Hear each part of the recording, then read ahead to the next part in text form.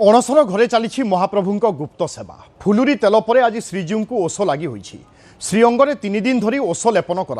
पाखापाखि 1 quintal ओष श्रीअंगे लेपन हेब सुधुसुआर श्रीमंदिर भितर यह ओष प्रस्तुत करिथांती दशमी रे दशमूल पर खली खड़ी एवं घणा लगी हेब आउ ज्वरु धीरे धीरे सुस्थ होउछंती महाप्रभु दैतापति सेवक माने महाप्रभुंक गुप्त सेवारे लागिछंती सुस्थ हेबा परे महाप्रभु नवजौवन बेशरे भक्त एवं श्रद्धालु दर्शन देवे तेबे महाप्रभुंकर ये गुप्त सेवा किभली भाव में परिचालना करा जाउची एवं तमाम अपडेट आम जाणीना श्रीक्षेत्र परिवेश संपर्क में अक्षय मिश्र अच्छा आम प्रतिनिधि अक्षय महाप्रभुंकर ये नीति उपरे समस्तंकर नजर रही थाए यह एक गुप्त सेवा तेणु साधारण बाहर प्रकट हुए ना किंतु आम बाहर रही महाप्रभु क्यों क्यों अवस्था को जाउचंती आम से सब कथा जानू तेणु महाप्रभुंकर नवजौवन बेश दर्शन को खूब कम समय रोची भक्त श्रद्धालु यथेष्ट उत्साहित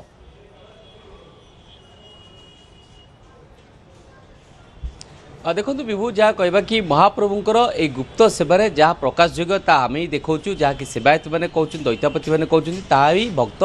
गण यह जानते कि प्रकृत कथा है महाप्रभुंकर ये गुप्त उपचार महाप्रभुंकर अनेक दिव्य उपचार कराई थाए जहाँकि महाप्रभुंकर श्रीअंगर सुरक्षा एकांत काम्य तेणु महाप्रभु सुस्थपी दैतापति में लगी जमी आम कहवा कि महाप्रभु को गतकाली राति फुलुरी तेल लगी कराइला पंचमी रे एवं आज षष्ठी राति महाप्रभु ओष लगी कर सुधुसुआर सेवायती मैंने अच्छा जो मैंने कि आज ओष प्रस्तुत कर श्रीमंदिर भितर एवं 3 दिन धरी ओष लगी करमती आम कहवा आम शरीर जमी अस्थि ठार आरंभ कर चर्म पर्यंत जमी भाव में सप्ताह बरण रही महाप्रभुंर ये सप्ताह बरण प्रक्रिया आरंभ हो सारी आम कहीपर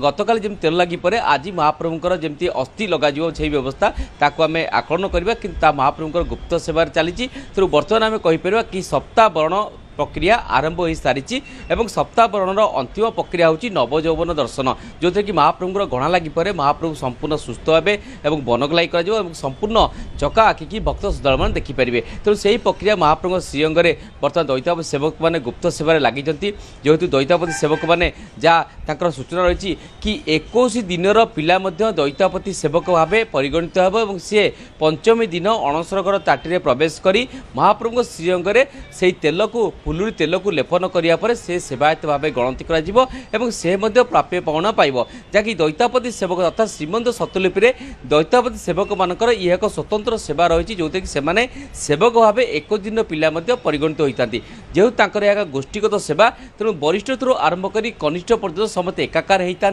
धलावस्त्र परिधान करते महाप्रभु सेवार समर्पित होता से तो सेमाने ना चटी परिधान करती ना रंगीन वस्त्र परिधान करती ना से स्वर्ण अलंकार परिधान करती रंगीन वस्त्र पिंधि कौन पर्व की जाती तेणु बर्तमान घरे बर्तमान शोकाकूल परिवेश कारण कालिया साहंत भाई बर्तमान अणसर घरे गुप्त सेवार महाजर पड़ती तेणु से व्यवस्था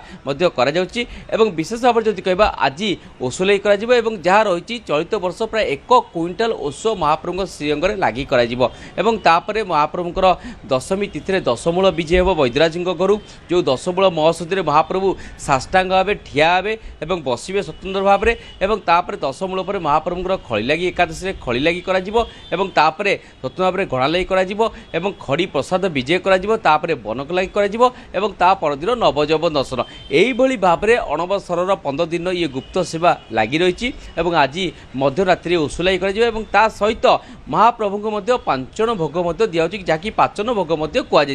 जो थे कि महाप्रभु को विभिन्न प्रकार धलार खाद्य जमी कहवा क्षीर जातीय खाद्य अर्थात विभिन्न प्रकार सर एवं सहित लहुणी एवं सहित विभिन्न प्रकार छेना जातीय पदार्थ एवं क्षीर यही भाव में महाप्रभु को भोग दि जाए बिल्कुल महाप्रभु मानवीय लीलाखलार एक अंश विशेष तेणु विधि व परंपरा मुताबक महाप्रभुंर गुप्त सेवा चली धीरे धीरे महाप्रभु सुस्थ होबार लगे नवजौवन दर्शन देवे जहाँ भक्त और श्रद्धालु अपेक्षार अच्छा बहुत बहुत धन्यवाद अक्षय आपन सूचना पाई।